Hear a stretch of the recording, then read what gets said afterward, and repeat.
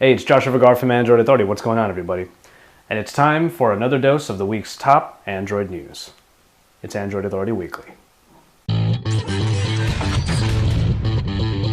We start with a ton of Computex news and ASUS. Quite literally, because at their keynote for this year's Computex at Taipei, they announced 3 new products for the upcoming year. We start off with the new Transformer Pad Infinity, a Tegra 4 powered beast capable of 2560 by 1600 resolution in its 10-inch screen.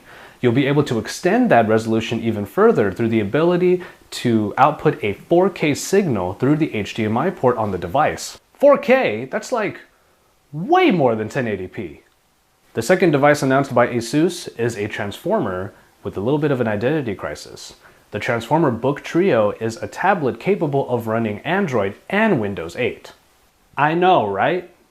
Now before you get too excited, the dual functionality is only available when you have the tablet attached to the keyboard dock. This is because the bits inside the tablet run Android and the bits inside of the dock run Windows 8. Pricing is not available yet, but I'm guessing, as does our community, that it's going to be around the same price as a notebook. So now you can get all fancy.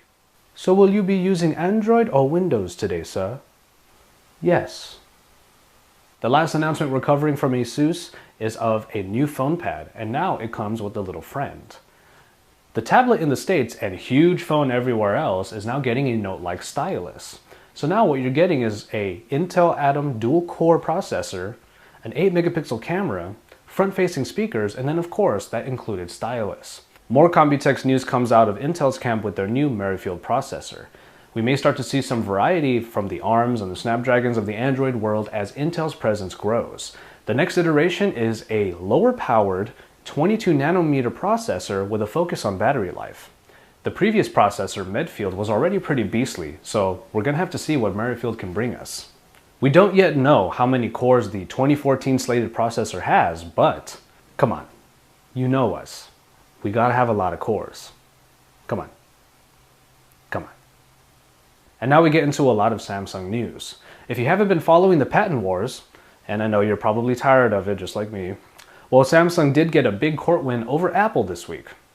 It was ruled that Apple has violated a Samsung patent, effectively causing a sales ban on some Apple products.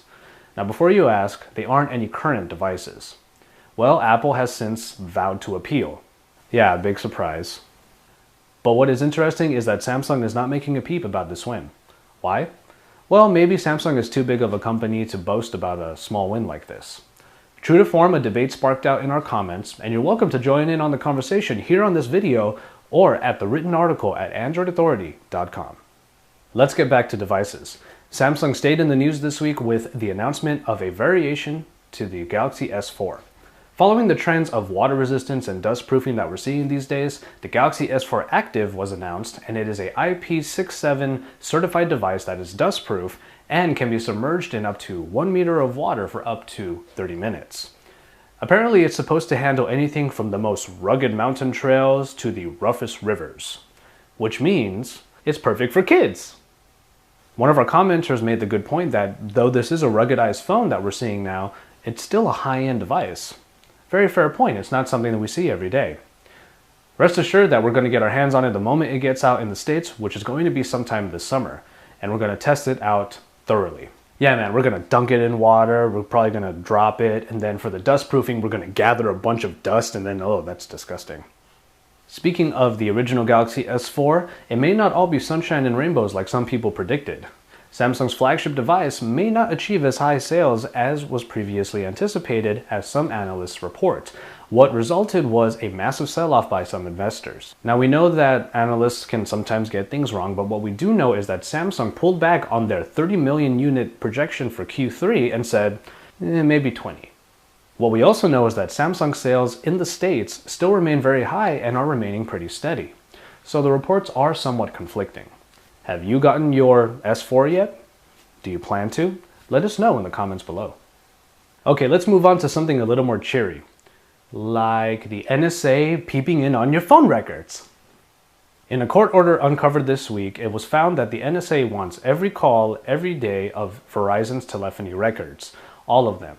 No discrimination, no specifics, just all of them. Of course, customers of the phone carrier in the US are naturally freaking out. Rest assured that they are not listening in on the calls, they just want to know who called who and when. Yeah, that's better. Also, the data is just about the call, so no personal information is going to be revealed. Okay. As to why only Verizon and nobody else, well, perhaps it has to do with the carrier's reach and their scope.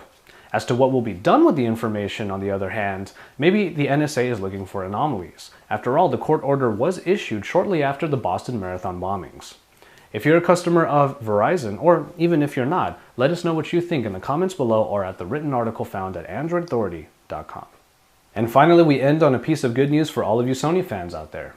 After first the Samsung Galaxy S4 and then the HTC One, it looks like the Sony Xperia Z is going to be the next device to get the Nexus experience. Given some tips from sources, and then Sony's longtime commitment to AOSP, this is very likely to happen. And in related news, around half of Sony Xperia Z users around the world all collectively went, damn.